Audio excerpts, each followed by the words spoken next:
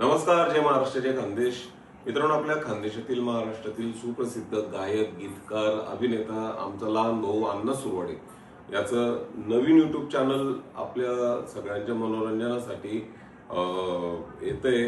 त्या युट्यूब चॅनलचं नाव आहे सिंगर अण्णा सुरवडे ऑफिशियल.